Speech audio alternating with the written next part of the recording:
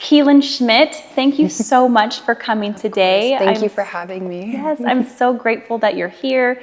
Tell us about your story. So I am a wife, a mom, a advocate. I work on social media management and I work in marketing for our family business. I also work directly with our kids ministry at The Crossing. My daughter is just now a year old, and with that, I wanted to push myself to become more confident just after having a baby, and that is something that is not easy to do. And I thought a pageant would be a fun and unique approach to that. And through that, I not only have gained confidence, but I've made so many friends. I've made so many incredible memories, and I've just had such a wonderful time, and I can't believe it's almost over. I can't believe it's almost over either. Oh my goodness. Yes. So tell us about your platform. So my platform is Empowering Abilities, and what that means is to take individuals with either physical or intellectual disabilities and to encourage them and to share what amazing abilities they do have. Right. Because society is so quick to see someone with a disability and say, oh, they're less than.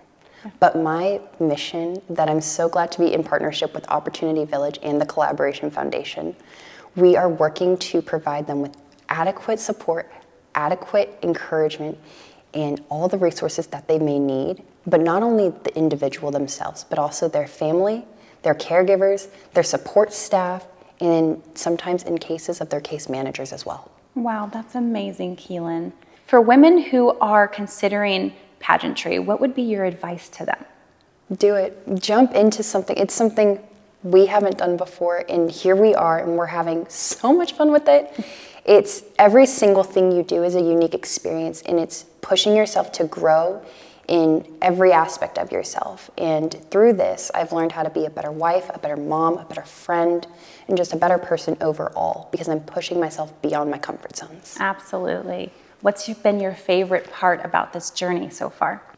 Well, I would be lying if I didn't say the dresses. The dresses are fun, trying them on are fun, but I would have to say getting plugged into my community in the work that I've been able to do recently with Opportunity Village and the partnership we've had together has been beyond incredible. I mean, the amount of change that's been able to be impacted on different lives and throughout our community, and getting to learn more about the resources that Opportunity Village can offer. Absolutely. I think that that's one of the biggest things that has stood out to me in this journey was how many resources there are out there for so many different subjects. 100%. And how much I was unaware of what there was out there, and how important it is to just through word of mouth even just be sharing with people. Yes. Network, share, let people know how they can help, because there's so many people out there who want to help and make a difference. They just don't know how. They don't know how. Some people maybe can't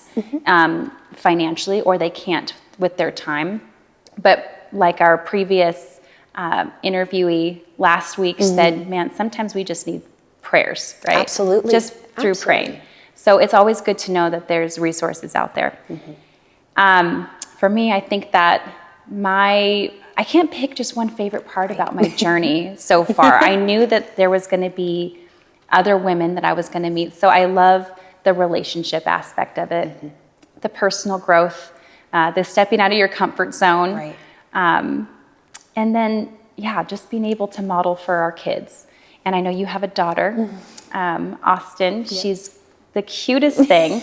And I have to say, one of the things that really inspired me about you was when we did the Spring Valley Little League Family Night. And Keelin was one of the first people to jump up and say, hey, I'll sing the national anthem. And I watched you walk out there, and I have a dream of being able to sing the national anthem in front of people, and you were like my spirit animal in that moment.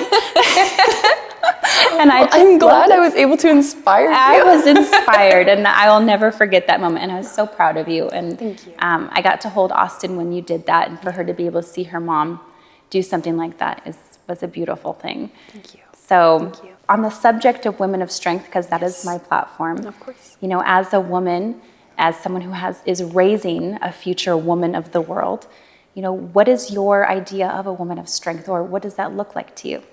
A woman of strength is someone who, while she might be afraid of the future, she doesn't act as if she's afraid. She goes forward. She knows that God has the next chapter already written for her. Absolutely. And he has every opportunity presented to her that is prepared directly and perfectly for her. Right. And that it wouldn't be presented to her if it wasn't her time. And it might be earlier than she was ready, but it's not earlier than God is ready.